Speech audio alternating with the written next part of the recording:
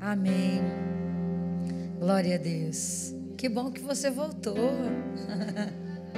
Seja bem-vindo em nome de Jesus. Que o Senhor nos batize de amor, amém? E que você olhe para Ele me batizar de amor também. A fama não é muito boa, né? Diz que a gente é dura, brava, né? Tem uma galera aqui que me conhece que fala, né? Mas nem sempre, né? Então que o Senhor, que você ore para que Deus me batize de amor, amém? Assim, né? A gente tenta, mas se não der certo, a gente rompe igual, amém? Que bom que você é compreensível. Glória a Deus.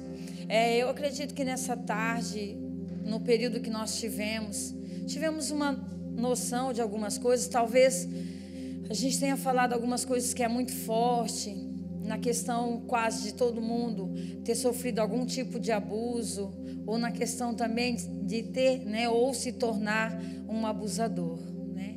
Então tem todas essas questões. Nós não vamos fugir muito desse assunto agora. Nós vamos falar um pouco sobre bastardia, sobre essa desconexão na vida de quem nasce assim, né? Mas dentro da bastardia nós vamos descobrir muitas coisas, porque o que é o bastardo? É o fruto de um adultério, né? Um dos pais é casado e aí faz igual meu pai fez, né? Lembra que a gente começou assim? Eu ainda vou ser a protagonista dessa história de hoje à noite, porque nesse pecado me concebeu minha mãe, como disse Davi, né? Então, em pecado eu fui concebida. E essa questão de ser fruto de uma relação fora da aliança do casamento, isso implica também a questão do filho da solteirice, do filho da fornicação, você ter sido mãe ou pai solteiro, gerar filho fora da aliança do casamento é BO, só para te avisar, né? Se o seu pai e a sua mãe nunca foi casado, nunca casou como o meu, eu nunca tive dentro da aliança de um casamento, nunca tive a cobertura do casamento dos meus pais. Os meus pais sempre foram amaziados, né? Então, essa cobertura, gerar filhos dentro de um casamento, com propósito, dentro da vontade de Deus, é uma coisa. Agora, ser gerado dessa forma vai acarretar muitas coisas na nossa vida. Porque sempre nós vamos estar linkados a Deus, que é a nossa maior paternidade, né? E depois nós vamos estar linkados ao nosso pai e à nossa mãe. E aí depois, quando a gente casa, ao marido, né, as mulheres principalmente, depois a um líder e assim sucessivamente. Mas sempre tem essa questão dessas autoridades sobre a nossa vida. Então, dessa forma que nós somos concebidos, vai trazer algumas questões sobre as nossas vidas. Hoje nós vamos falar um pouquinho sobre Jefté, em Juízes 11. Eu acredito que você já ouviu falar muito desse camarada. Por que a gente escutou falar dele? Porque ele fez um voto. Todo mundo sabe do voto de Jefté. Mas eu quero desmistificar nessa noite muitas coisas com você. Porque nós falamos muito do voto, até sofremos por essa atitude. Mas bem antes disso acontecer, foi criado toda uma atmosfera espiritual para que isso acontecesse. Então nós vamos entender, dentro de tudo isso, que foi gerado uma coisa, vai gerar um sacrifício. Uma questão na vida desse rapaz, a forma que ele vai nascer. E dessa forma que ele vai ser criado, vai gerar ele a dar um sacrifício no futuro. Então não gira em torno do ato que ele vai fazer. Você vai entender que existem caminhos que nós vamos percorrer, que vão acontecer muitas coisas na nossa vida. E nós achamos que é só por um motivo. Mas foi traçado muitas coisas. Então, que nessa noite Deus nos ajude a identificar as nossas áreas de bastardias espirituais. Mesmo que você não foi gerado fora da aliança do casamento, isso não quer dizer que você não possa sofrer de uma perseguição espiritual de bastardia sobre a sua vida. Você não sabe se alguém lá dos seus antepassados deixou algum legado, porque aqui nós vamos entender que havia um legado deixado pelos pais, que vai gerar na vida de Jefté um holocausto, um sacrifício. Ninguém começa nada sozinho. Então que Deus nos ajude a identificar as nossas áreas de bastardia e que possamos sair daqui livres nessa noite, em nome de Jesus. Porque a coisa mais complicada para nós é diagnosticar, entender, porque algumas coisas não estão acontecendo na nossa vida. O porquê que tudo para, chega num determinado ponto, para. E aí é onde você entra em crise, porque você fala, poxa, eu já não estou pecando mais, já não estou fazendo mais nada disso, mas isso não rompe na minha vida. O porquê que eu não sou enxergado, o porquê que eu não sou reconhecido, o porquê que ninguém me vê. Então talvez vai te ajudar a se automapear nessa noite, a descobrir. Então nós vamos entender algumas questões sobre a nossa paternidade espiritual, a nossa filiação espiritual. Às vezes rompemos no físico, mas não rompemos no espiritual, ou não rompemos nos dois. Temos dificuldades para romper. E eu demorei para entender isso na minha vida. Demorei para admitir. Por quê? Você vai ver um homem aqui, e a história dele já vai começar, e eu quero começar aqui lendo com você o versículo 30 e o 32, que diz assim: Juízes 11, 30 a 32.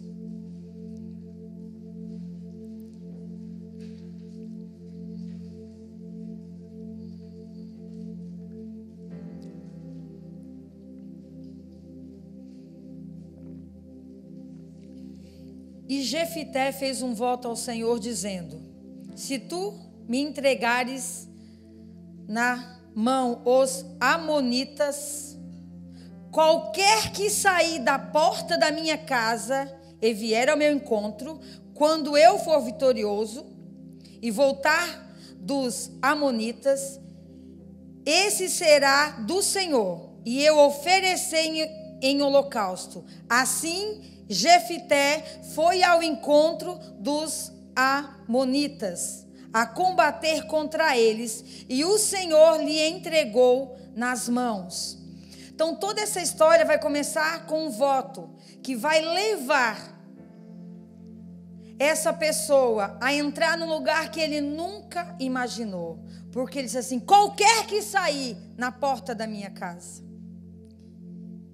Isso vai indicar o quê? Que ele vai colocar a sua família em exposição. Ele vai abrir uma porta para o espírito de morte dentro da sua própria casa. E vai pagar um preço muito alto. Então nós vamos tentar mergulhar nessa história. Começa esse cara querendo entrar num lugar. Só que ele nunca imaginou que com esse ato, que ele não pensou, qualquer pessoa que sair à porta,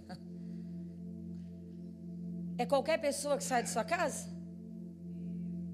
É qualquer pessoa que sai de dentro da porta da sua casa para te encontrar? Mas foi isso que ele verbalizou. Qualquer pessoa que sair ao meu encontro de dentro da minha casa, essa pessoa eu vou ofertar em sacrifício ao Senhor. Nós vamos entender aqui algumas coisas. Jamais, quando eu sou curado, quando eu estou no meu lugar de filho, quando eu não tenho nenhuma perseguição contra a minha vida, eu vou classificar a minha família e a minha casa dessa forma? De forma alguma. Será que ele pensou que ia sair um empregado ao seu encontro? Empregado não sai em encontro de patrão. quando ele chega da batalha. Gente, vamos analisar tudo isso. Quem que você imagina? Eu sou mãe. Quando a gente chega, quem corre primeiro? Os filhos. Porque está com saudade, porque faz um montão de dia que você está fora de casa. Mas ele não parou para pensar nisso. Porque ele tinha uma coisa na mente dele: eu preciso vencer essa guerra, e não importa o preço que eu vou ter que pagar. Porque a Bíblia fala sobre ele. E se você ler aqui comigo, nos primeiros versículos, no versículo 1,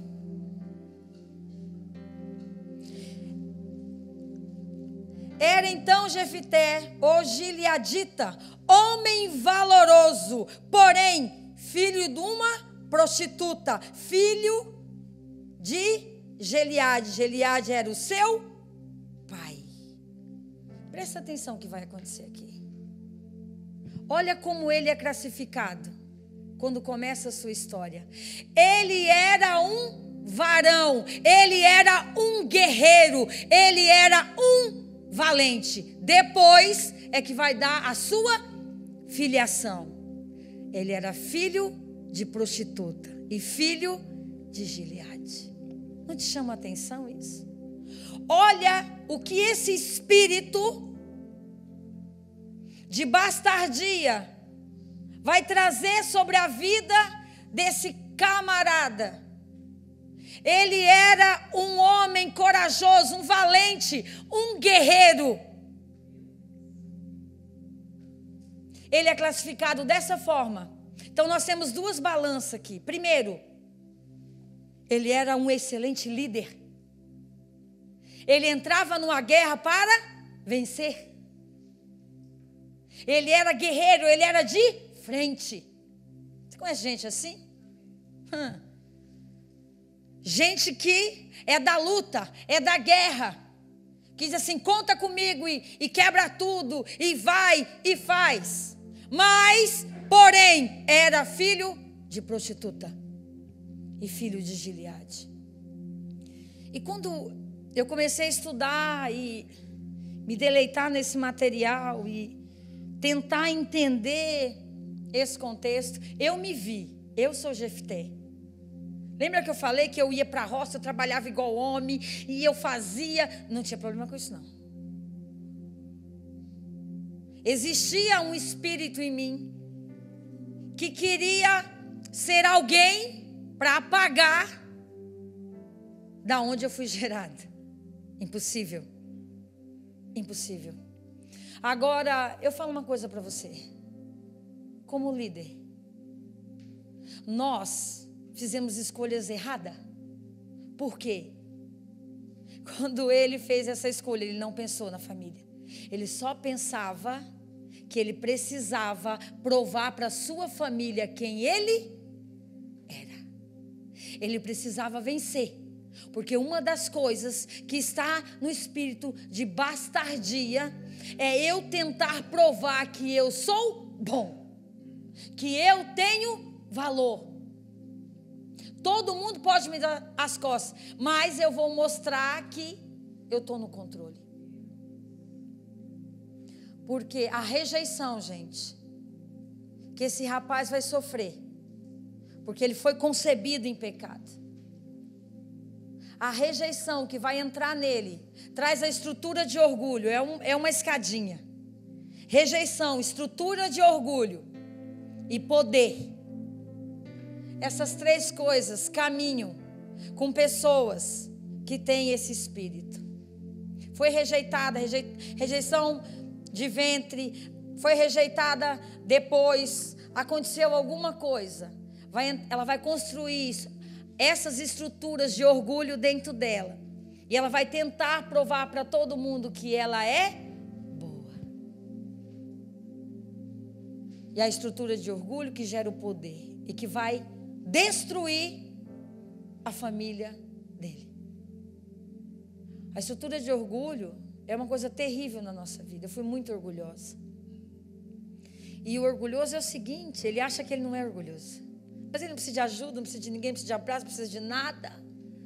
Eu dou conta sozinho, eu venço sozinho. Você precisa de ajuda, fulano? Não. Quase morre. Está lá levantando um peso que está quase rendido. Quase vai ter 3 testículos. Mas ele fala assim, não precisa de ajuda.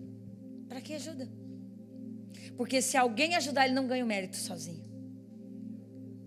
Não ganha. Não ganha.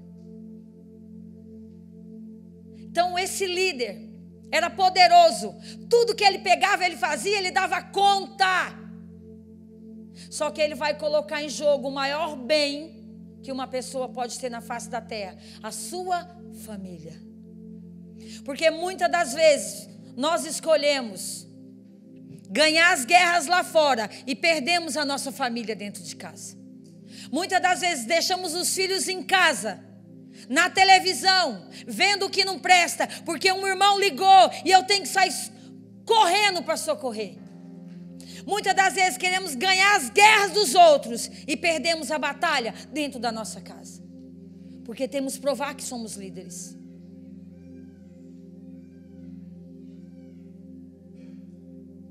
Eu tenho um pessoal que trabalha comigo e eu sempre brinco. Eu falo, se você morrer no dia que eu estou de folga, vou ter que mandar outro fazer seu velório. Não morra no dia que eu tiro a folga. Por favor, me faz esse favor. Porque assim, no dia que você tira a folga, todo mundo precisa de você. Então não morre não, que eu não vou lá não. Você já notou isso? Que é o dia que seu telefone mais toca, o dia que você tira para ficar com a sua família, com a sua casa, é o dia que você não consegue fazer nada? Que batalha mesmo que você quer vencer? Não adianta cuidar dos outros e perder sua casa. Foi o maior mal para mim desse cara. Ele quis ser um líder. Ele quis ser alguém. Ele tinha muitos complexos dentro dele. Ele tinha muito problema. Mas o pior deles foi que ele não mediu as consequências para vencer aqueles que tinham humilhado ele.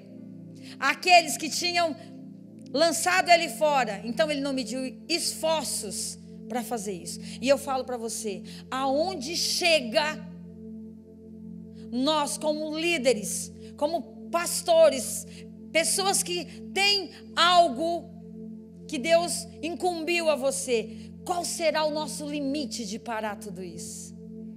Só quando a gente perder? Um dia eu tive que parar na minha casa para cuidar de uma filha. Tive que parar, fiquei 3 anos. Parei tudo. Talvez ninguém te compreenda. Mas não tem problema. Não tem problema. Para mesmo. Vai cuidar daquilo que tem valor, que é a sua casa. Para mim não existe bom líder se a casa dele não está bem cuidada. Para mim não existe bom líder se ele não cuida do corpo dele, se ele não cuida do que os filhos estão vendo, do que a esposa está comendo. Será que não existe um Jefité dentro de nós? Que nós queremos ganhar, vencer, queremos provar para os outros que nós somos bons. Então a primeira coisa que vai pesar na balança desse homem, era um homem corajoso e valente, um grande guerreiro. Ele tinha o potencial de liderar qualquer situação. Vencia as guerras, resolvia o problema dos outros. Mas ele, com isso, ele vai ter que manter a palavra que ele votou e ele não vai poder voltar atrás. Olha, cá entre nós, não conta para ele, mas ele é meio burro, né? Eu tinha quebrado o voto, tinha me vestido de saco, tinha me jogado do morro, sei lá. Mas eu não ia deixar a minha filha ser sacrificada. Mas ele vai cumprir. E eu vou te explicar por quê. É muita cegueira na vida de uma pessoa. É muito querer ser algo que Deus nunca projetou para a sua vida. Segunda coisa que pesa na balança. Era filho de prostituta. Que peso. Você já imaginou? Alguém pergunta e fala da sua mãe, fala, não, ele é filho lá daquela prostituta. Você imagina que legado, que dores no seu emocional, no seu psicoemocional, dentro de você, você vai crescer sabendo que você foi gerado dessa forma. E aí o que vai acontecer? Essa balança vai pesar tanto na vida dele, que gera rejeição. E a rejeição, gente, presta atenção, isso é muito sério, vai gerar uma única coisa na sua vida, chamada rebelião. Toda rejeição gera rebelião.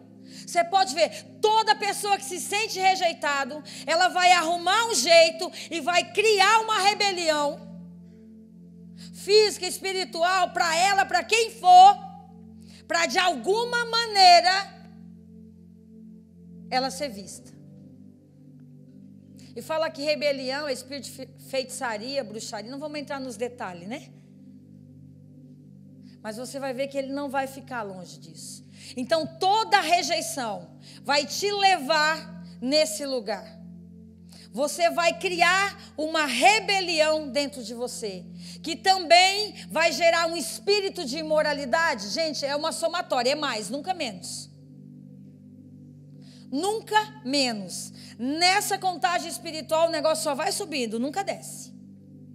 E nunca dá igual. É mais e mais. Então nós temos aqui rejeição, rebelião, espírito de imoralidade. Isso é uma arma de Satanás contra as nossas vidas, a rejeição. A rejeição, ela vem de uma propagação familiar. É algo geracional. E você vem sendo rejeitado. Eu me sentia muito rejeitada. Muito rejeitada. Muito. E tem uma pessoa que está aqui hoje, que é uma pastora da nossa igreja, a pastora Ali, e eu quero falar dela, porque ela fez parte de me ajudar a sair da rejeição. Quando eu conheci ela, eu falei, essa mulher é insuportável, ela ria de tudo. Pessoa sem graça, abraçava todo mundo. Ai, que coisa chata. É muito chata. Ela está aí? Deve estar, né? Em algum lugar. Que ela não me escute, então, se ela não estiver. Não está, graças a Deus, saiu, aleluia. Não, brincadeira. E quando eu conheci a pastora Ali, eu estava ainda nesse lugar. Havia um espírito de bastardia sobre a minha vida. Então eu me sentia rejeitada. Sabe quando você não é rejeitado, mas você está rejeitado? Você me entende? Que bom, não estou sozinha. Mas ninguém te rejeitou, mas você já se rejeita por si próprio. Você já não se insere no lugar, porque você acha que você já vai ser rejeitado. E eu era assim. Então esse negócio de ficar rindo, abraçando, era muito chato. E quando eu conheci ela, ela vinha, ela me abraçava e eu com os dois braços pendurados. Porque eu achava aquilo demais, assim, né? Tipo, não precisa tanto. Dá só um beijinho, tá tudo bem. Então eu fui aprendendo a sair desse lugar. Porque eu me permiti ser beijada, abraçada e não mais me sentir rejeitada. Porque é tão interessante isso, que quando a gente se auto-rejeita, que a maioria das vezes somos nós, não são as pessoas, isso é muito espiritual. Ah, não vou naquele lugar porque ninguém gosta de mim. Alguém falou que não gosta de você? Não, mas você já fala que ninguém gosta de você. Então você está auto se rejeitando. Então você não entra nesse lugar. E quando você entra, você quer entrar por cima. Você quer ser líder. Você quer mostrar para todo mundo que você é bom. E no meu caso, eu aprendi a não me sentir rejeitada. Não porque as pessoas me rejeitavam. Tende a voltar esse espírito de vez em quando. De vez em quando, o capeta sai lá não sei da onde. Eu falei, eu já saí daí. Dá licença, fui. Não vai me rejeitar, não. É um lugar, você decide se você vai aceitar ou não. E com a pastora Ali eu aprendi isso. Aprendi a beijar, abraçar. Eu não ria nem de piada, gente. Você não está entendendo. Pergunta para o meu marido. Nem de piada eu conseguia rir. Porque eu achava aquilo, rir para quê? Coisa desnecessária, vamos fazer coisa que interessa, coisa mais séria, né? Você nunca foi assim, só eu. Ah, que lindo. Te conheço. E frequentando a casa dela, eu fui entendendo que eu tinha um lugar. E tenho. E que eu não preciso me sentir assim. Ah, mas eu não vou na tua casa. Não, mas, ai meu Deus. Vai, entra, senta, pede um copo d'água. Tem um café também? Aleluia. Gente, eu estou falando de coisas simples, mas que vai paralisar a nossa vida. E hoje eu sei beijar, eu sei abraçar. Hoje, antes de eu pregar, elas me colocaram no colo ali atrás, oraram comigo. Imagina que eu ia deixar me colocar no colo há anos atrás. Nunca nessa vida. Mas você decide sair desse lugar. Você decide. E é tão bom abraçar como é bom receber o abraço. Sair desse lugar. Jefté andava sozinho. Muito sozinho. E isso não vai funcionar. Nem Jesus andou sozinho. Nem Jesus andou sozinho. Mas nós queremos andar sozinho. Porque sozinho não tem que dar explicação para ninguém. Não tem que falar nada para ninguém. E aí as glórias são só para mim. Aleluia. Vou dividir a glória com alguém? Né? Você não... o negócio está gritando lá. Então o que nós vemos aqui? Que a rejeição traz um espírito também de orfandade, que vai produzir uma esterilidade e perda dos filhos. Será que parece com ele? Porque ele vai se colocar na linha de frente. Ele abre uma brecha e Satanás vai entrar por essa brecha e vai golpear ele fortemente e vai destruir a sua família. E aqui nós vamos enfrentar uma desconexão geracional. Por quê? Deixa eu te falar. A tarefa de Moloque é separar traumaticamente os pais dos filhos. Aí agora eu quero explicar um negócio para você que é importante. Todas as vezes que a figura paterna, essa figura biológica, nos rejeita de alguma forma, ou é indiferente conosco, ou não é presente na nossa vida, não afirma a nossa identidade, deixa eu te apresentar quem vai adotar você. Moloque. Moloque. E Jefté, ele vai fazer um voto a Deus, mas quem vai levar o holocausto é Milcom, que é Moloque. Não foi Deus que levou esse sacrifício. Todas as vezes que você estiver desconectado dessa figura, você vai ser adotado por alguém. E não é Deus. Agora vamos aqui. Vamos às consequências que levaram ele a tudo isso. Primeiro, ele foi rejeitado pelos seus irmãos. Olha aqui no verso 2. Eu estou lendo só a parte do versículo da apostila, então vocês me acompanham, por favor. Olha o que aconteceu. Quando os filhos eram já grandes, expulsaram Jefté e disseram: não herdará nada da casa do nosso pai, porque és o filho da outra mulher. Ele foi desconectado, expulso da sua casa sem direito de herança. E também foi expulso da cidade. Uau! Os irmãos cresceram. Presta atenção. Você é o filho da outra. Você é o filho do pecado. Você é o filho do adultério do meu pai. Você não tem direito à herança. Então seus próprios irmãos o colocaram fora de casa. Essa coisa de irmão é triste, né? Eu prego muito sobre a parábola, que eu chamo a parábola dos filhos, não chamo do pródigo, porque pródigo é quem é consumista, então é a parábola dos filhos para mim. A maior dificuldade de Deus foi com o irmão mais velho, com o filho mais velho, que não queria receber o irmão mais novo em casa. Parece quase igual. O teto espiritual devia ser o mesmo. Igual. Então seus irmãos falaram assim: fora daqui. Eu sei que quando você assistia muita novela, eu espero que você não assista mais, que você seja convertido em nome de Jesus. Amém? Mas todos nós já vimos muita novela nessa vida. Aleluia. Quantas novelas a gente já viu de filho bastardo? E quantas vezes você torceu para o bastardo matar o irmão legítimo? Ah, te peguei. Ouvi uma verdade de uma amiga de companheira de jornada ali, ó. Essa é sincera. Por quê? Porque ele era o rejeitado. Então a gente fica com dó. E aí a gente torce mesmo para ele matar a família inteira. Novela faz mal, gente. Novela faz mal. A novela faz a gente torcer para a outra, porque a esposa não vale nada. Você já viu novela? Você assiste um filme? O bastardo, ele é o que vai para a guerra. Você já viu o filme? Eu vejo sempre. Eu amo filme de época. Sempre tem um bastardo que vai mostrar para o pai que ele é bom na guerra. Porque o filho legítimo não dá conta. Aí sempre no final, ele tenta matar o bastardo, mas o bastardo é que mata ele. Quem está certo em tudo isso? Só para você pensar.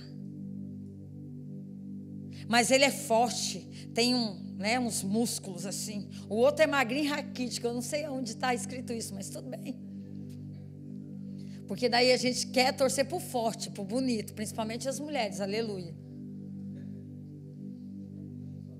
E aí um se apaixona pela mesma mulher, com tanta mulher no palácio. Você acha que isso não é espiritual, não? Eu estou ficando doida. Não pode. Então esses irmãos vão colocar ele para fora de casa. Vai dizer, cai fora, vaza, nós não queremos você aqui. Você imagina o nível de rejeição dos irmãos que esse rapaz vai ter? A segunda coisa que você vai ver aqui é a indiferença do pai. Ele tinha um pai, Gileade, está escrito. Agora eu te faço uma pergunta. Será que esse pai não poderia ter defendido esse filho? Mas o pai vai ser indiferente. Os irmãos vão colocar o filho para fora. Ele vai ser expulso da cidade. E o pai vai entrar num lugar chamado passividade. Não vai fazer nada. A passividade mata o ministério, mata a vida de qualquer pessoa. Você está vendo que aquilo está errado, mas você não consegue fazer nada, sabe por quê? Porque o seu rabo, desculpa a expressão, está preso. E você não consegue fazer nada. Porque ele tinha gerado um filho no pecado, ele ia fazer o quê? Então ele permitiu. Muitas das vezes, nós como líderes estamos com o nosso rabo preso, desculpa a expressão, e não podemos fazer nada. E nós vemos todo o mal acontecer, mas nos tornamos passivos, porque estamos presos no pecado, ou em alguma circunstância ou situação. Infelizmente. Porque tem coisa que a gente vê que você não admite. Você fala, não pode. Como que isso aconteceu? Esse pai foi indiferente. Ele não falou. A Bíblia não mostra nenhuma vezinha. Ele falou assim, peraí, não faz isso com seu irmão. Coitadinho. Para onde esse menino vai agora? O que vai acontecer com esse rapaz? Não, esse pai ele entra num nível de passividade. Porque esse rapaz era taxado como filho da outra. Terceira coisa que tem na vida, na construção, até chegar a esse sacrifício, a vergonha da mãe. Aí não era mais os irmãos agora. Todo mundo ia descobrir que ele foi expulso de casa, porque ele era filho da outra. Você tem noção do que é isso? Você sabia, eu estava comentando com alguns irmãos agora de tarde. Eu tenho uma irmã, a minha terceira irmã. Eu nunca pude conhecê-la, até hoje eu oro. Porque ela nunca quis nos conhecer. Metade da família do nosso pai nos rejeita porque nós somos os filhos bastardos. É muito difícil. E sabe como minha mãe é taxada? Você não faz ideia. Mesmo depois de morta. Mesmo depois de morta. Só que a única coisa que eu não tenho vergonha da minha mãe. Ela só tinha 17 anos. Mas esse cara vai, nos lugares que ele vai passando, todo mundo fala, ele é filho da prostituta. Aí imagina, aí quando vem essa palavra na cabeça dele, que ele é filho da outra, que ele é filho da prostituta, aí isso vai arremeter ele a lembrar na vida daquela mãe. Quantas vezes ele viu aquela mãe sair com homens, quantas vezes ele viu aquela mulher se prostituir, pode até ter pego ela na cama com alguém. Não era só o ouvir aquela palavra, aquilo arremetia ele num lugar. Para mim, a pior desgraça da sexualidade de um filho, que vai acabar com a sexualidade, é quando um filho pega o pai e a mãe tendo relação, ou vice-versa. Isso vai acabar com a sua vida. Aí eu fico imaginando esse rapaz lembrando, de vez em quando alguém lembrava e ele voltava naquele passado. Ele lembrava dos homens que a mãe saía, ele lembrava da vida da mãe dele. Você tem noção do nível de trauma? Tem coisas, frases que nós ouvimos, coisas que nós ouvimos, que vão nos levar a lugares que nós não queremos ir. Palavras, cheiros, coisas que vão nos fazer lembrar coisas que nós não queremos lembrar. Quarta coisa, o abandono do lar. Versículo 3. Então Jefité fugiu de diante dos seus irmãos. Ele corresponde à rejeição dos irmãos e vai entrar numa fuga chamada rebelião, não suportando mais a dor emocional, a atitude do seu pai, a questão do histórico da mãe. Ele entra num estado de desgosto, num quadro emocional terrível, e ele foge de casa. Ele vai embora, porque ele não aguenta mais levar tanta pedrada, receber tantas coisas no seu corpo físico. Você sabia que quando você sai da casa do seu pai e da sua mãe, eu sou obrigada a te falar isso. Nós temos duas razões para deixar a casa do nosso pai: quando a gente casa ou quando vai fazer uma faculdade. Passou disso, Deus não está no negócio. Aí o que vai acontecer? Lembra que eu falei? Quando você colocar o pé para fora da casa, vai vir um manto chamado manto de orfandade, que Moloque vai colocar na sua vida. Não precisa ser bastardo, pode ter sido até gerado dentro da aliança do casamento, mas o ato de sair de casa, porque não suporta ver o pai e a mãe brigar, porque não suporta passar necessidade, porque não aguentava mais essa casa, essa pessoa vai ser adotada por Moloque, literalmente. É aonde Deus não consegue colocar o seu manto paterno, porque não tem como Deus colocar o manto dele se você não renunciar o manto que Moloque colocou na sua vida. E esse manto, ele vai trazer muitas coisas sobre você. E quando aquele rapaz, rejeitado pelos irmãos, não suportava mais aquela situação, ele foge, ele vai embora. Sabe o que me chama a atenção aqui? Ele morava na cidade chamada Gileade, aonde tinha o bálsamo da cura. E ele vai embora desse lugar. E nunca ele vai ser curado. Você já imaginou? Você mora no lugar da cura e você não é curado. Ele não experimentou o bálsamo de Gileade. Ele não experimentou a cura, porque ele estava tão condicionado no seu histórico, ele estava tão condicionado na sua dor, no que ele estava vivendo, que em nenhum momento ele parou para pensar que esse bálsamo podia curá-lo. E é isso que nós fazemos com a nossa vida. Estamos no lugar da cura, estamos no lugar que Deus tem, e estamos doentes, porque não aceitamos, queremos mudar as circunstâncias com as nossas próprias mãos. Queremos nos curar sozinhos, não aceitamos a vontade de Deus para a nossa vida. Ele não aceitou o pai e a mãe que Deus deu para ele. E ele vai entrar nesse lugar. A quinta coisa, só quero construir para eu poder caminhar com você nessa noite. Que vai acontecer aqui? Rejeição, rebelião, fuga, expulsão, dor, tudo foi ativado na vida desse rapaz. Só que o problema da fuga, e eu preciso falar isso, vai gerar uma coisa em você. Toda vez que você tiver que fugir, ou você for expulso, e você não resolver uma situação, você vai gerar um sentimento na sua vida, chamado vingança. Presta atenção, todas as vezes que você fugir, que você não aceitar o bálsamo curador de Deus, que você com as suas próprias pernas tomar a sua decisão, vai entrar algo na sua vida chamado vingança. Você não vai enxergar mais nada. Sabe aquela canção que o povo canta, que a sua vitória tem sabor de mel? É mentira. Sabe por que sua vitória não tem sabor de mel?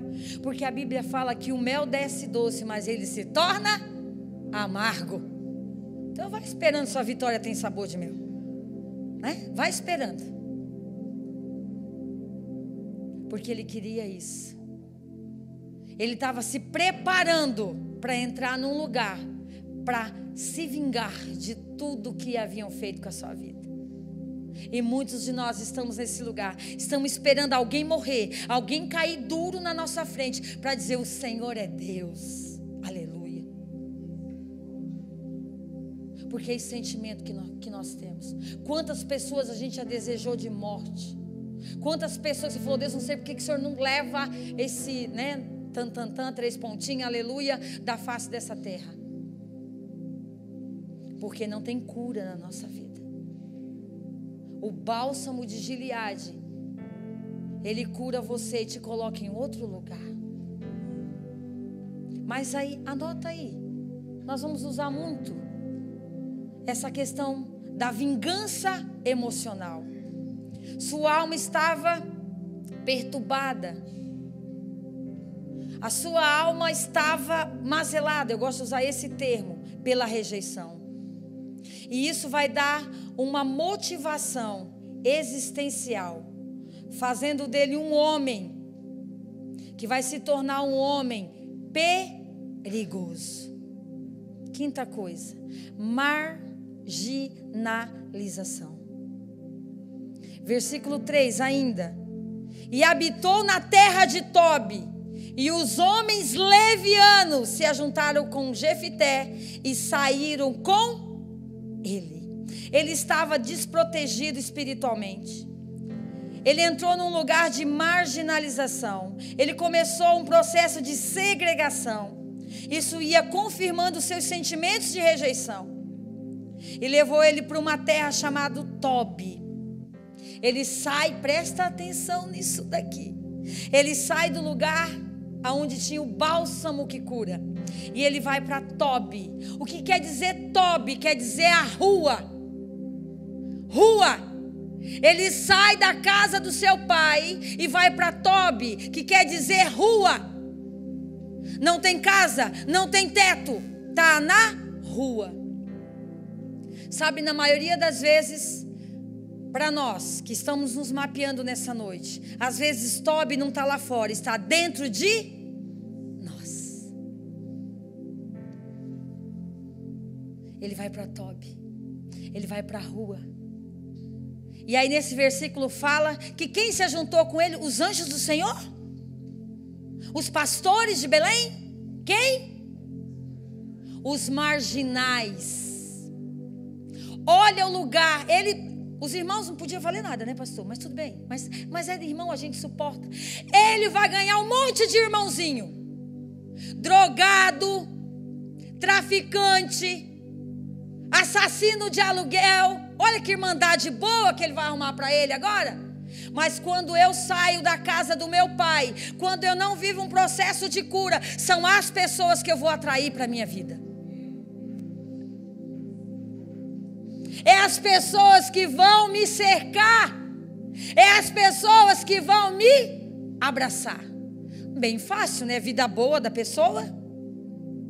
Não tinha amargura nenhuma, criatura. Aí vai com um mazelado, que o mazelado atrai outro mazelado. E normalmente casa, né? Ainda bem que ele, aleluia. Um mazelado atrai outro mazelado com a mesma mazela. Porque um acha que vai curar o outro. E ele foi atraindo gente que foi filho de prostituta, gente problemática. E aí vem aquela estrutura, pronto, eu agora vou ajudar todos vocês. Agora eu vou guiar vocês, vocês vão caminhar comigo. Aleluia. Então é esse tipo de gente que você vai atrair. Então cuidado com as suas amizades, porque se tiver um espírito de orfandade ou de bastardia sobre a sua vida, você só vai atrair esse tipo de gente. Você fala, eu devo ter jogado pedra na cruz. Não, você está em Tobi. Você está na rua, você precisa voltar para dentro de casa. Às vezes, nós não saímos de corpo e alma e espírito do lugar. Mas às vezes, nós estamos tão desconectados que eu estou dentro, mas eu estou fora. Dá na mesma. Está dentro de você. Eu moro aqui, mas não moro aqui. Eu estou aqui, mas eu não estou aqui. É aquela pessoa que você fala, senta. Ela está tão brava com você, ela fala assim, senta o meu corpo, mas a minha alma vai ficar de pé, eu quero ver.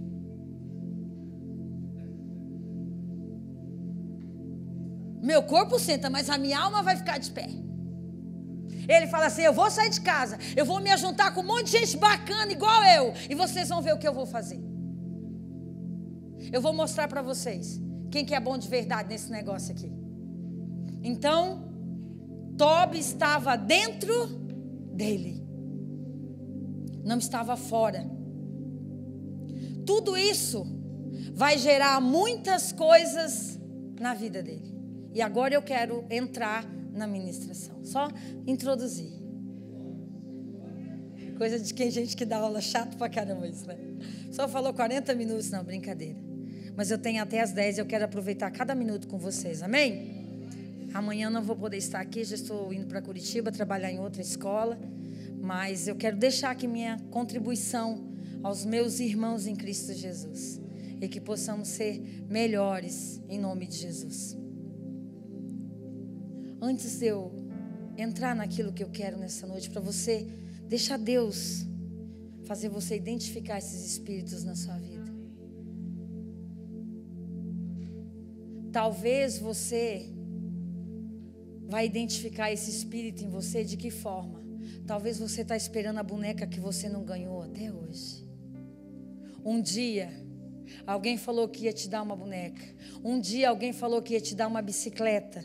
E você está esperando a bicicleta até hoje.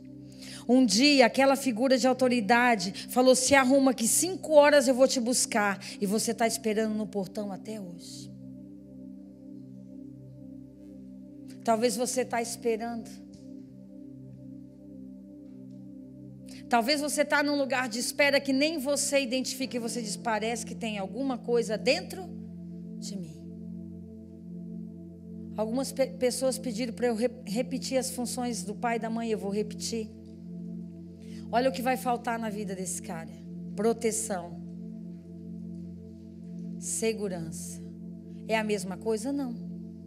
Quando a gente é pequeno, a gente quer ser protegido. Corre, se esconde. Quando a gente cresce, a gente quer se sentir seguro e é para o resto da vida. Precisamos de limites. Precisamos da nossa identidade afirmada. E precisamos de direção.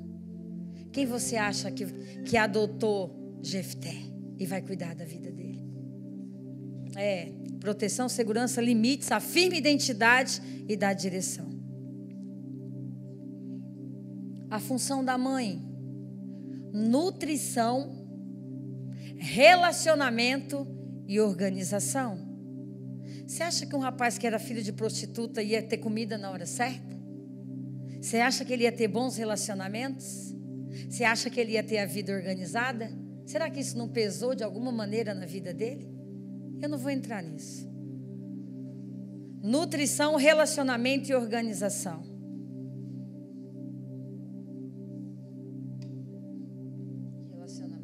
E organização. Tem um rapaz me incomodando aqui, gente. Eu estou doando, vai ele mais 3, tá? Se vocês quiserem, gente, é doação, tá, gente?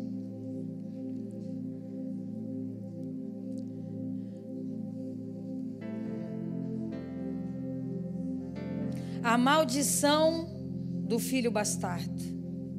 É uma aliança que tem o poder de congregar, proteger, abençoar pessoa em todas as condições da sua existência.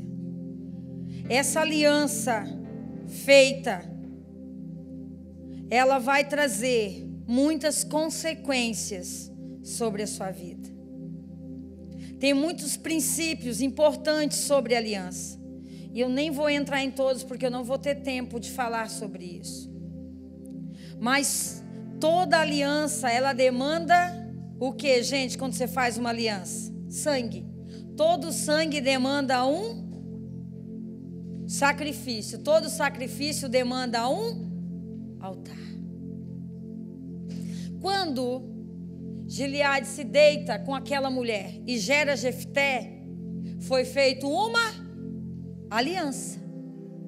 Uma aliança de sangue.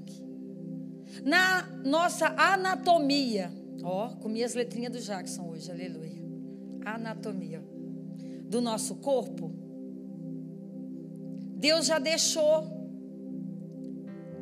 na anatomia do homem,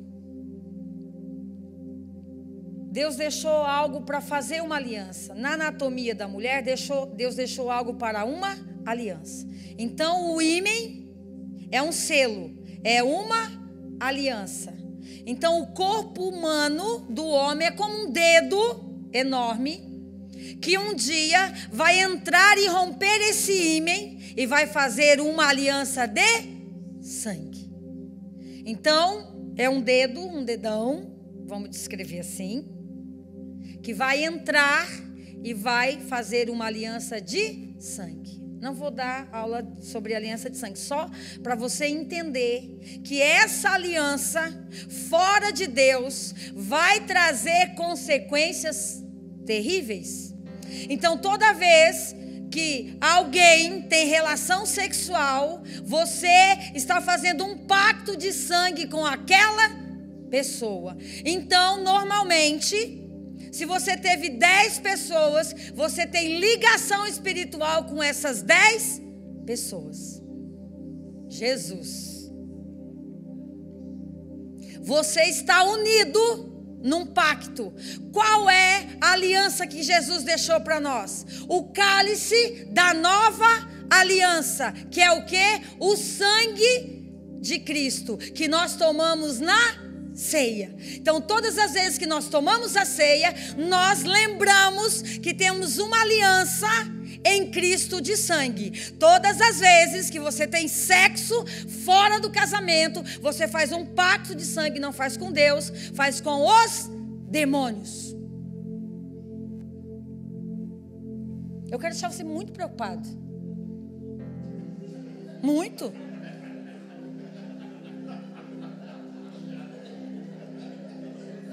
Vocês acham que as coisas é brincadeira, né? No mundo espiritual. Seu dedão, meu filho. Você está entrando aí em lugar aí, você está fazendo aliança. Aquele negócio é redondo. Deus sabe o que faz na anatomia. Quantas alianças você tem no dedo mesmo? Normalmente uma. Só que no mundo espiritual tem gente que tem uma caixa de aliança. Me devolve, diabo, hoje, em nome de Jesus. Por isso, que dentro da libertação, nós fazemos o que nós chamamos de desligamento de alma. E o povo desce além em nós. Como que você vai desligar? Você não sabe o que a gente sofre. Agora, se você tem uma caixa de aliança no mundo espiritual, você vai fazer o quê? Você precisa desligar. Você se tornou uma só pessoa, uma só carne. Uma só carne, gente, é quando tem o ato sexual. Se torna uma, deixará pai e mãe, e se tornará uma só carne. Quantas carnes você está tendo nesse corpo e no mundo espiritual? É costela de um, pedaço de outro, braço de outro, perna de outra. E aí, deixa eu te contar, eu não quero falar sobre isso, mas eu sou obrigada. Aí quando você vai para a cama, deixa eu só te explicar um negócio. Todas essas pessoas que você não se desligou, você está levando elas todinha para a sua cama. Por isso que Paulo fala, cuidado para não macular o seu leito. Não é só macular com adultério, não. Você está levando essa gentarada todinha para o seu relacionamento sexual. Tem dia que você fala assim para sua mulher, fala, nossa, mas você está igualzinha a minha ex. Oi. Você acha normal? Porque tem uma aliança. Esse garoto foi gerado numa aliança iníqua de pecado. Eu fui gerada numa aliança iníqua de pecado. Você já imaginou seu pai e sua mãe nunca casar? Você nunca estar dentro de um casamento. Você não tem noção, a perseguição espiritual. Tudo o que vai acontecer na nossa vida. Mas esse rapaz, ele vai começar a gerar algumas coisas na sua vida. Eu só quero explicar isso para você. A única aliança que nós temos é com Cristo, quando nós tomamos e fazemos parte desse cálice que renova a nossa aliança. E com o nosso cônjuge, com mais ninguém. Tem gente que se liga com o cachorro, com a ovelha, já foi dada essa aula aqui. Quando você coloca um animal, um objeto, você é um cônjuge com ele, está mandando sua vida. Agora eu te faço uma pergunta. Quando esse rapaz foi gerado, a mãe dele saía com tudo quanto é homem. Quantos pactos de sangue, da onde esse rapaz saiu? Quantas coisas? Você já imaginou isso? Você vir desse ventre, que é um lugar que vai te dar vida, todo contaminado? Outra aula para outro dia, vamos aqui. Vamos tentar ir fechando, porque o assunto é grande. Então, este é o cálice, né, da eterna aliança, o sangue que foi derramado por vós, Mateus 26, 28. Deus nos colocou nesse lugar para que essas alianças em Deus sejam alianças sadias e que nós não viemos ter nem outro tipo de aliança fora daquilo que é o propósito de Deus. Consequências do sexo fora do casamento, só uma pincelada. Vai abrir portas e pontes e porteiras e eiras e beiras sobre a sua vida. E vai trazer encantamento, sedução e passividade e permissividade sobre a sua vida. Em situação de adultério, também vai trazer isso sobre a sua vida. Repito: encantamento, sedução, passividade e permissividade. Tudo isso traz o sexo ilícito, da forma que você está gerando essa pessoa.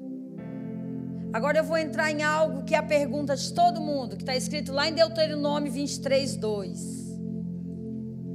Está escrito assim, que nenhum bastardo entrará na congregação, e nem ainda a sua 10ª geração entrará na Assembleia do Senhor. Quem já não questionou esse versículo na sua vida? E agora eu quero começar a ministrar para você se mapear. O bastardo não permanece na assembleia, ou na congregação, ou na igreja, ou aonde você imaginar que é o espiritual. Deuteronômio 23, 2. Presta atenção. O que quer dizer isso? O que Moisés queria falar com isso? O que quer dizer Assembleia do Justo? O porquê que não permanece? Por quem que ele foi expulso? Pelos seus irmãos. Ele foi expulso da onde? Da casa do seu pai, que era a sua morada de segurança. E ele foi para rua. Aí você fala assim, nossa, Deus é injusto. é a casa de Deus e ele não pode permanecer dentro da casa de Deus? Não, Deus é pai dos órfãos, Deus é pai dos bastardos, Deus é pai de quem não teve pai. Isso não tem a ver com Deus. Moisés queria dizer que há uma perseguição sobre esse espírito, onde abriram uma porta, uma ponte, fizeram alguma coisa em relação à minha vida. E o que é não ficar na congregação? O que é não permanecer nesse lugar? Eu próprio não consigo ficar nesse lugar. Eu faço de tudo para me colocar num lugar para ser expulso. Lembra que eu falei que eu fui expulsa aqui, primeira vez da igreja? Eu fui expulsa 3 vezes da igreja. Na última foi quando o pai da minha filha foi embora. Eles decidiram que eu não podia ficar na igreja e me expulsaram da igreja. A última não, essa foi a segunda, tem uma terceira. Eu fui inventar de trabalhar com libertação. Eles faziam um culto de libertação, ficavam mandando o demônio entrar, o demônio sair do povo. E eu falei assim, eu não concordo com isso não, porque a vida do povo já é tão sofrida, como que manda demônio entrar, manda demônio sair? E aí eu inventei de falar com o líder do culto, e aí ele assim, falou assim, tchau filha, vai embora. E eu tive que ir embora. Gente, essa coisa do bastardo não é fraco não. A gente tem um líder, sabe, um líder assim, incontrolável dentro de você, que não se submete à autoridade, que tem que ser do seu jeito, que se não for do seu jeito, nada presta. Oh, você está começando a se mapear, aleluia. Que eu discordava, tipo, aquela pessoa que tem as verdades abertas, eu falo o que eu penso, porque eu não sou hipócrita. Cuidado com a bastardia espiritual na sua vida, que nem sempre as suas verdades estão abertas, nem sempre você está certo. Mas o que acontece? Ele se auto-expulsa da Assembleia do Justo, porque ele não consegue ficar nesse lugar. Ele não consegue. Porque ele consegue ficar com os viciados, os mazelados, aqueles lá que é o lugar. Aí você acha que aquele lugar é o lugar do justo. Não permanece na congregação. Não fica. Tem gente que troca de igreja igual troca de roupa. Bota a culpa em todo mundo. Ele não é culpado nunca. É sempre alguém que não compreende, tadinho, mal compreendido, mal entendido, não se submete a figura de autoridade, simplesmente vai não para em trabalho. Tem tudo isso. Por que não permanece? Esse texto, ele explica que Deus não rejeita, porque Ele é pai dos órfãos. Esse texto está dizendo o seguinte, que é uma resistência maligna e uma perseguição espiritual que vai dificultar a sua permanência nesse lugar. E aí o que vai acontecer? Essa pessoa não vai ser bem-sucedida, não vai ter uma vida conjugal abençoada, ministerial. E aí ela vai estar propensa ao quê? A sair desse lugar e ir embora. Então ele já foi expulso. Na verdade, ele se expulsou. Era para ele ter ficado. Ele saiu desse lugar. Ele não suportou carregar esse fardo nas costas. E aí, um belo dia, aqueles que chamavam ele de filho da prostituta, que chamavam ele do filho da outra, chegaram para ele, no versículo 30 a 32, a gente leu. Começando ali do 27, vão falar para ele o seguinte: nós estamos aqui porque nós queremos a sua ajuda. Acendeu o dispositivo de vingança. Os inimigos, presta atenção, os seus inimigos vão pedir a sua ajuda. Uau, que massa! É agora que eu vou chutar o pau da barraca, como diz aqui no sul. aquelas pessoas que rejeitaram ele, que geraram tudo aquilo na vida dele, vão chegar para ele: é o seguinte, nós queremos que você nos ajude contra os amonitas. Meu Deus, muito difícil falar isso. Nós precisamos de você. Ele falou assim: vocês querem minha ajuda? Ó, dando uma de bonzão agora vocês me pagam. Todo mundo me rejeitou, ninguém quis me ajudar, me viram passar na prova e não me ajudaram. Agora eu estou cheio de marginal. Vou mostrar quem que manda no pedaço. Porque é esse espírito que nos persegue, é esse espírito que nos coloca num lugar que não é na Assembleia do Justo. Porque eu já saí da Assembleia do Justo há muito tempo. Eu me retirei desse lugar. Eu decidi não estar nesse lugar. E o problema é que essa maldição, essa perseguição, chame do que quiser, vai até a sua 10ª geração. Vai perseguir. E aí ele dá uma de bonzão. Eu digo: não, tipo, vocês fizeram o que fizeram comigo? Não, mas nós precisamos de você. Nós precisamos derrotar esse povo. Esse povo está massacrando esse lugar. E como um bom chefe, como um bom líder, como uma pessoa do bem, aleluia, ele fala assim: tá, mas antes eu quero fazer uma proposta. Antes eu quero falar algo. Eu só vou se vocês me fizerem chefe. Ô, humildade que está mandando lembrança lá do outro lado da rua. Está lá em Gileade gritando o nome dele. A humildade. Eu só vou se vocês fizerem de mim um chefe. Eu quero liderar vocês. Na verdade, eu quero mostrar para vocês quem eu sou.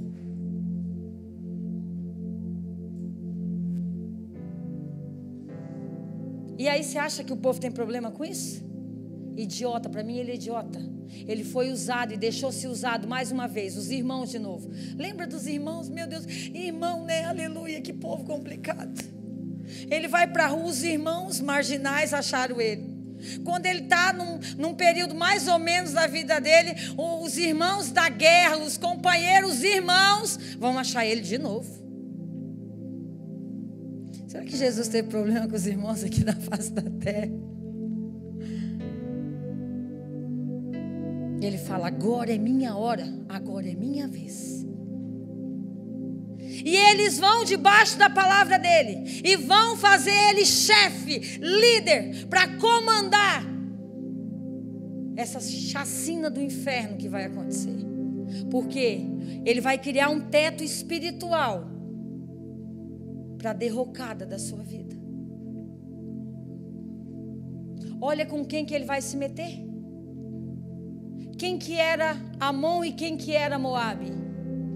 Os filhos que Ló gerou com suas filhas. Olha com quem esse camarada vai se meter. Olha o teto espiritual que ele vai abrir. Olha quem que ele vai atrair para a vida dele. As filhas de Ló embriagam seu pai. Não, primeiro a esposa vira estátua de sal.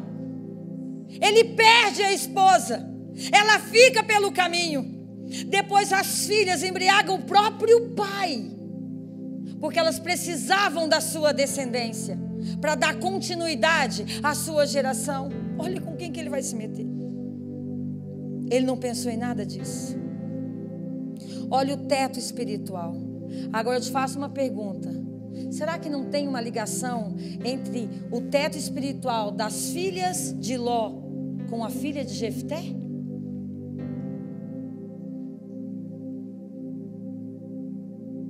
Olha só o que ele vai gerar. Será que quando ele aceita essa proposta maligna, é como se voltasse lá no embrião daquela nação e resgatasse aquele espírito de novo?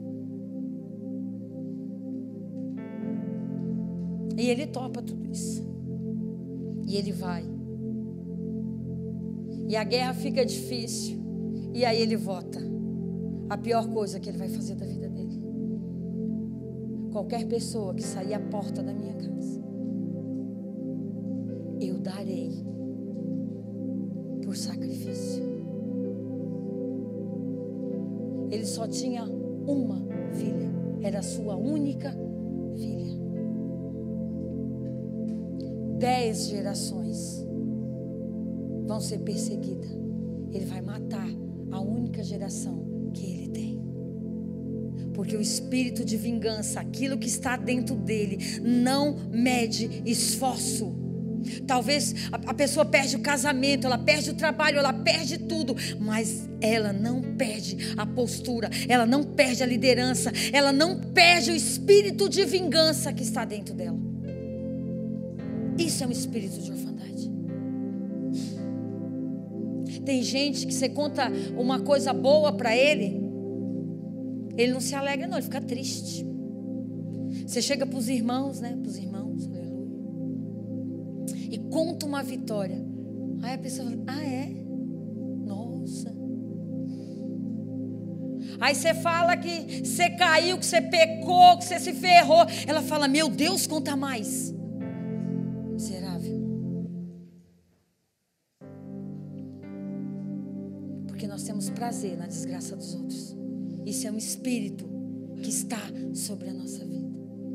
Isso é um teto espiritual. Estou falando de um teto espiritual. Possa ser que não foi você que construiu, mas alguém construiu. Alguma visitação, alguma coisa está acontecendo. Esse espírito, e eu quero falar sobre isso agora, ele vai trazer algumas consequências sobre a sua vida. Você vai sofrer de algo que chama segregação, procrastinação. Tudo que começa não termina.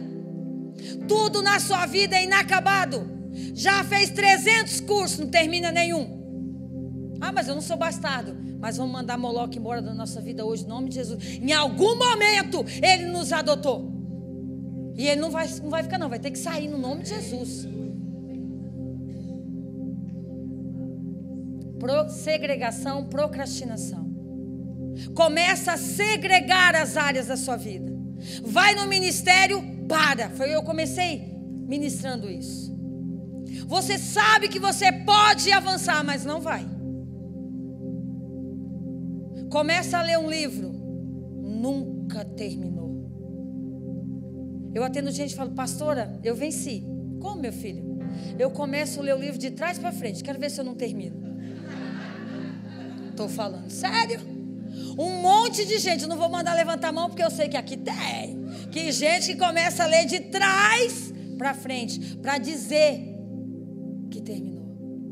Quantos cursos? Quantas coisas você tentou fazer? Aula de inglês, aula de espanhol, aula disso, aula daquilo. Não, peraí, mas eu não consigo fazer uma faculdade, mas eu vou fazer um curso. Não termina. Quem nunca começou um regime na segunda-feira? Na terça? Também? Quem falou assim, a partir de segunda-feira eu vou ler a Bíblia todo dia? Durou quantos dias mesmo?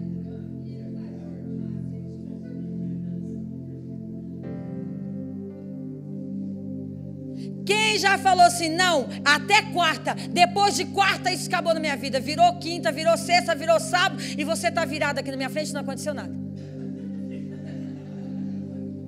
Quero que você se mapeie. Dificuldade para pagar as coisas. Não é só problema financeiro. Esse espírito não nos deixa pagar as nossas contas. Tudo na sua vida financeira é com dificuldade. Nada dá certo. Você fala, meu Deus, mas eu ganho tanto. A minha vida está bloqueada. Porque ele mexe até no seu financeiro. Não, esse ano eu vou fazer uma viagem. Faz 10 anos que você está tentando, nunca conseguiu. Isso não é normal. Eu quero te falar de coisas simples. Eu preciso ler a Bíblia pelo menos uma vez. Faz 30 anos que você está na igreja. Se você lesse uma página por dia, você já tinha lido ela umas 20 vezes. Mas não consegue. Não consegue. vou para academia. Não, mas agora vai. Paga 3 meses. Eu vou desafiar. Olha, irmão, Deus está te falando, hein?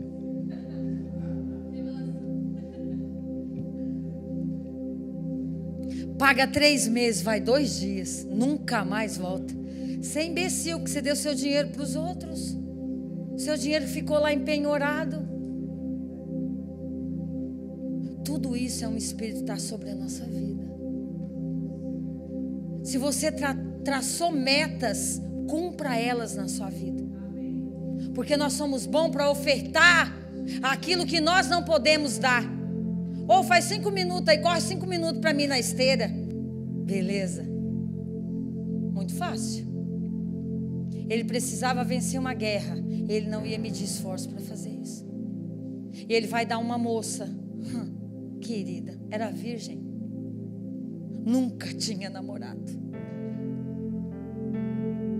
E quando ele chega, eu tenho tanto ódio desse cara, que quando eu chegar no céu, Deus não pode deixar eu encontrar com ele.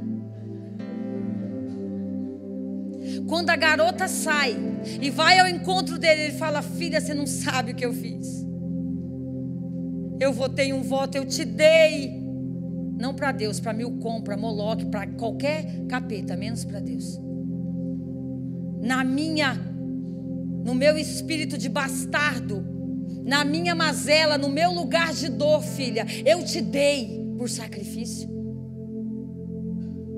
Ele não gerou um arrependimento.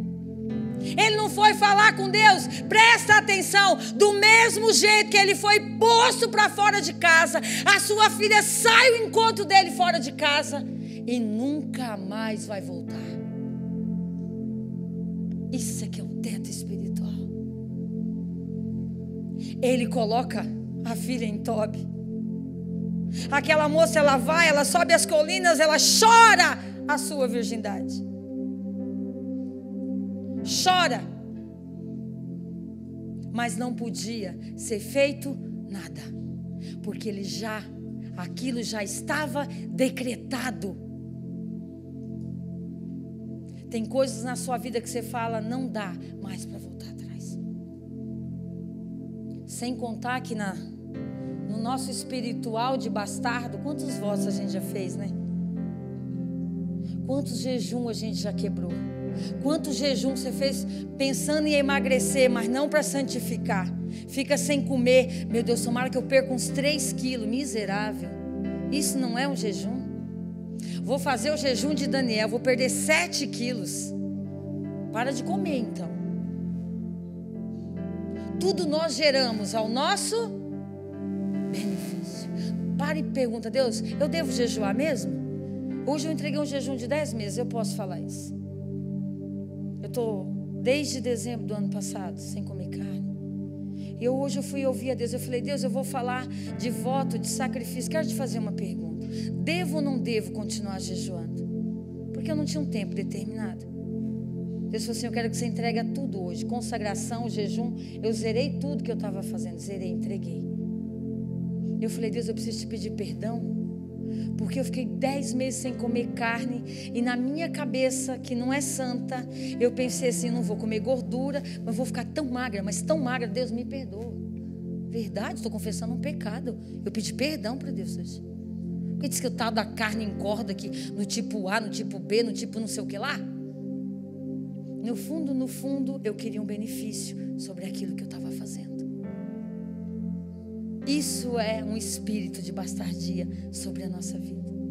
Então todo filho desconectado, de pai ausente, todo filho que foi gerado na solteirice, depois casou, e eu não vou dar nem tempo de entrar porque eu preciso orar. Porque quando uma mãe descobre que está grávida, mas não está casada, qual que é a primeira coisa que a mãe vai pensar? Devo abortar? Não, vou esconder. Esconde de todo mundo. Isso vai gerar consequências na vida de um filho. Deixa eu te falar 3 coisas que vai determinar a tua vida aqui. Eu aprendi a mapear com isso. Há 19 anos, vai para 20 anos agora que eu trabalho com libertação. Tento trabalhar, tento aprender. Todo dia desculpa que eu não sei nada. Mas vamos lá. 3 coisas que vai determinar a vida de uma pessoa. Por essas 3 coisas eu faço um mapeamento e atendo uma pessoa. Primeira coisa, o dia que ela foi concebida. Foi num ato de amor? Foi num estupro? Ela consentiu? Ela se sentiu abusada? Ou foi de um abuso? Foi de um adultério? Essa pessoa estava bêbada? O que aconteceu no dia da concepção? No dia em que você foi gerado? Segunda coisa, todo o período gestacional, do 1º ao 9 meses, ou 7 ou 8. Qual foi a sua nutrição? O que você recebeu? Sua mãe teve que te esconder? Ela pensou em te abortar? Ou ela pensou, meu Deus, essa criança vai estragar a minha vida. O que vai ser de mim agora com essa criança? Ela vai vir, vai parar a minha vida. Quantos pais já pensou isso? Quando descobriu que estava grávida, mesmo os casados, vai dar consequência da mesma forma. Não foi programado, aconteceu, e agora vamos fazer o quê? Não temos dinheiro, isso, tudo a criança vai alimentar. Brigava muito, se agrediram, se xingaram. Tudo isso a criança vai ser alimentada. E ela vai nascer com aquilo que você alimentou. E ela vai crescer. Vai desenvolver a sua infância, a sua adolescência, a sua juventude. E na fase adulta, ela vai estar sendo nutrida por esse alimento que ela recebeu no ventre da mãe. Por isso que Jesus é tão lindo, tão lindo, tão lindo, que quando Ele vai mandar os seus filhos, Ele manda um anjo anunciar o pai e a mãe. Lindo, você vai engravidar, você não vai ser mais estéril.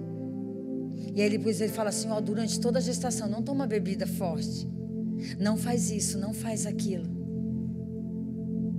E no dia do nascimento, Ele também vai descrever lá na sua palavra, que os reis magos, ou que o pai foi apresentar no templo, porque o dia mais importante da nossa vida é o dia do nosso nascimento.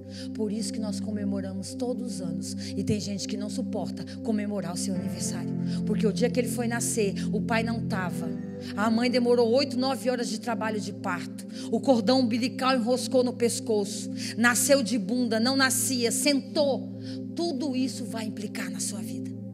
Tudo isso vai fazer você não gostar do dia do seu aniversário. Eu amo aniversário. Não gostava não. Mas os lugares de cura que eu entro me levam a gostar.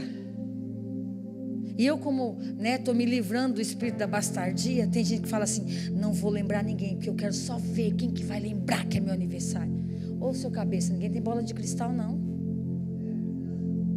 Ah, não vou contar para ninguém, que eu quero ver quem me ama. Você é espírito de quem mesmo? Eu 1 semana antes, não, bem antes, nossa, muito antes, eu já vou lembrando. Eu já pergunto para... É verdade, né, Gê? A Gê... pastora Ali também. Eu falo, eu quero ganhar isso. Gente, é o melhor dia da minha vida. Você não sabe a alegria, porque foi o dia que o meu pai escolheu para eu vir no mundo. Mas quando eu era criança, eu nunca recebi uma festa de aniversário. Todo mundo recebia, menos eu. A minha mãe tinha 5 filhos comigo. Ela fazia para todo mundo. Quando chegava na minha vez, ela dizia que não podia, mas eu era mais velha e eu tinha que entender. Então não tinha bolo para mim, tinha bolo para todo mundo. E você acha que eu gostava de festa de aniversário? Claro que não.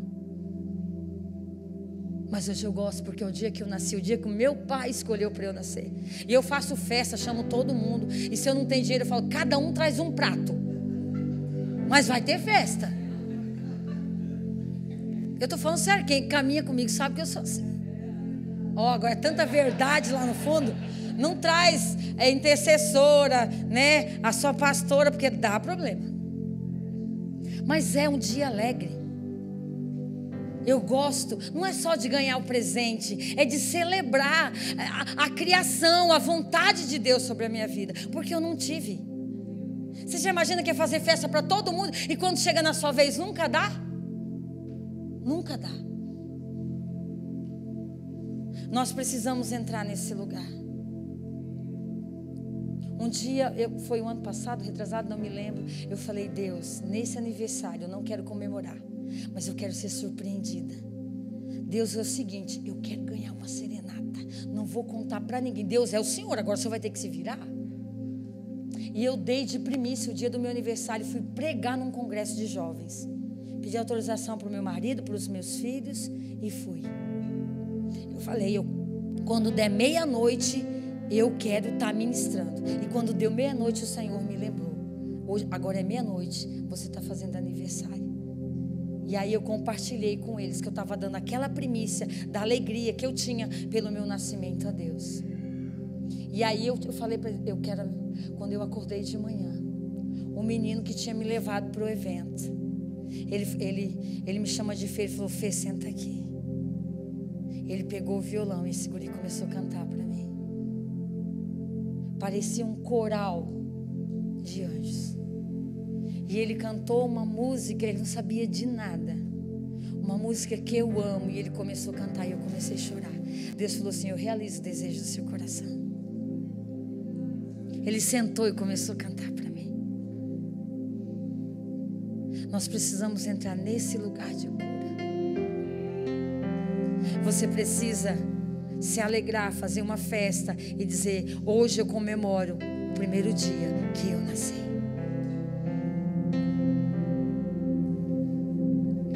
Esse homem, ele vai perder tudo e ele vai ficar sozinho. A Bíblia não relata que ele fez um caminho de volta para se reconciliar com essa família. Ele deu sua filha. O que nós temos entregado, o que nós temos dado para o inimigo? Aquele primeiro que sai à nossa porta. Que o Senhor nos ajude a começar e a terminar as coisas. Que o Senhor nos livre daqueles que estão se ajuntando a nós, que não são da parte de Deus. Que o Senhor nos ajude nessa noite a entrar nesse lugar. Eu tenho esse material aqui, depois eu posso mandar para você por e-mail. É muita coisa, eu não falei nem a metade. Eu estou tentando aqui ouvir a Deus em relação a você sobre tudo isso. Deus, Ele quer nos colocar nesse lugar. Ele quer nos tirar desse lugar, desse espírito que destruiu. Deus tem tanta dificuldade com Moabe. Depois você pode ler Salmo 60 e o versículo 8.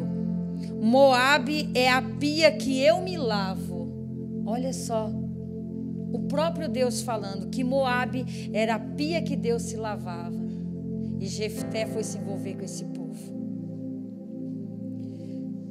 Que o Senhor nos ajude a morar no lugar da cura e ser sarado.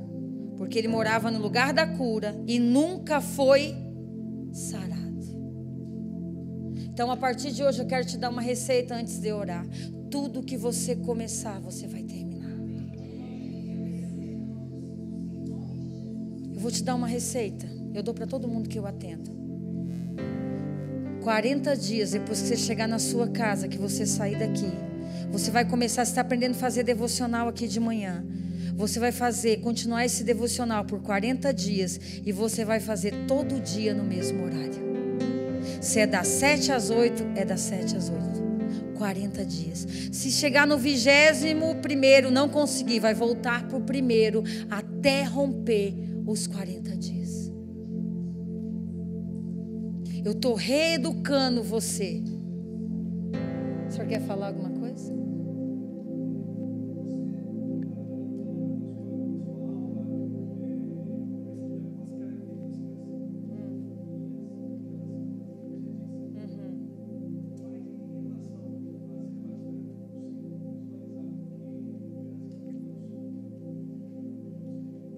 Sim.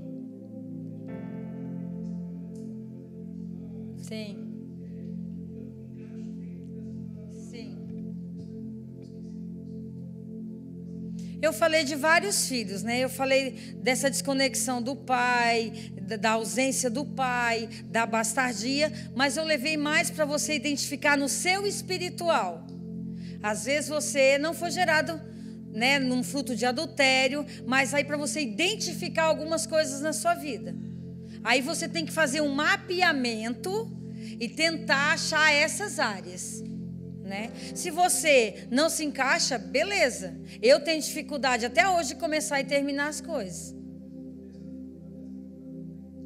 Então isso é um espírito, está no mundo espiritual. Em algum momento houve uma desconexão, alguma coisa que te leva a ser visitado de tempo em tempo com a questão da segregação.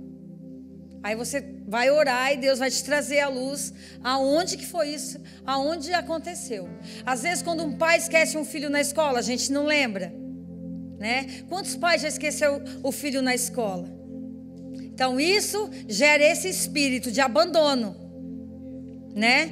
Quantas vezes você ficou trancado dentro de casa porque sua mãe precisava sair e você se sentiu sozinho? É como eu disse, eu não consegui falar tudo, é muita coisa. Então assim, tudo isso vai te colocar nesse lugar.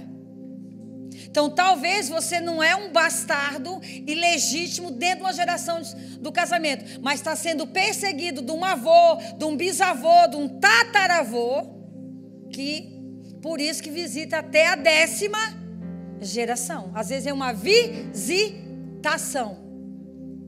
Fala, minha pastora. É quando, por exemplo, foi gerado, fez muito aborto a sua mãe, aborto espontâneo, ou provocou aborto. Quando você é gerado nesse útero de aborto, você também sofre essa perseguição, mesmo que você não tenha nada a ver com isso.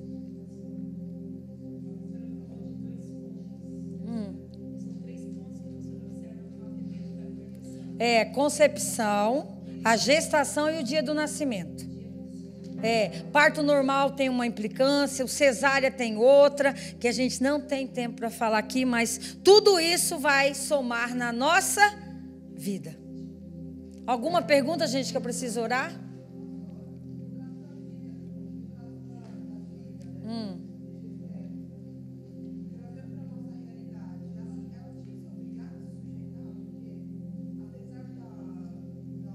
É porque quando ele chega, ele fala para ela assim: filha, eu votei um voto. Então, mas na cabeça da filha, ela era nova, eu creio que ela era muito nova. Ela só obedeceu o pai. Só que ela falou assim: deixa eu chorar a minha virgindade com as minhas amigas, eu vou subir para a colina e depois. Mas por quê? Porque é o espiritual. Da mesma forma que ele vai para Tobi, quando a filha sai nesse ato para encontrar o pai, no espiritual ela entra em Tobi também. Então ela aceita. Vai visitando.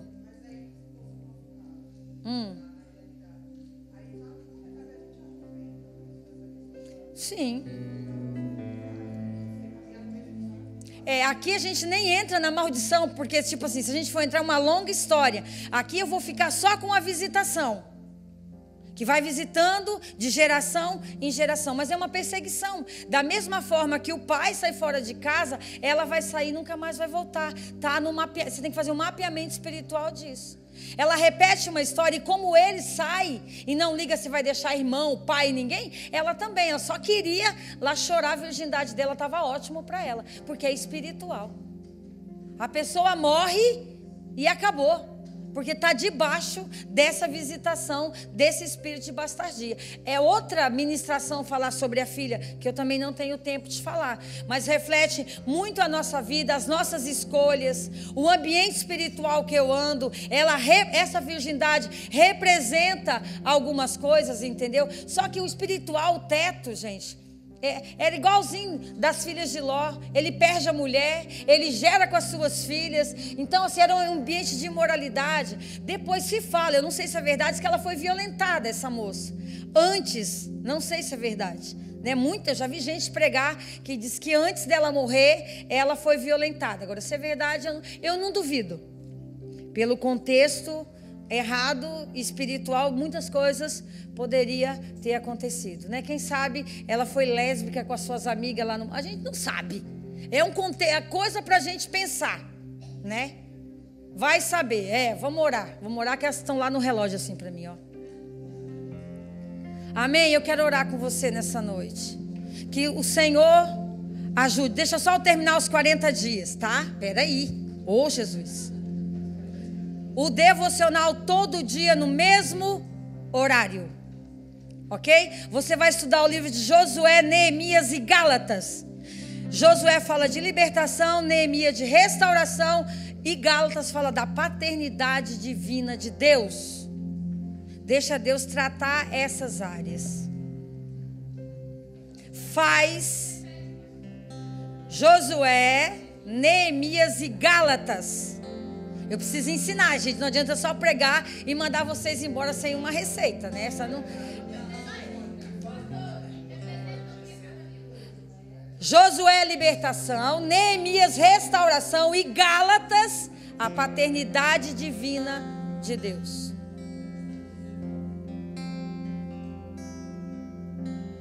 Tenha isso, a escola já está te dando isso, devocional de manhã. Só dá continuidade, por favor. Quem não se relaciona com a palavra não tem relacionamento com Deus. Você precisa se relacionar com a palavra. Fica de pé em nome de Jesus.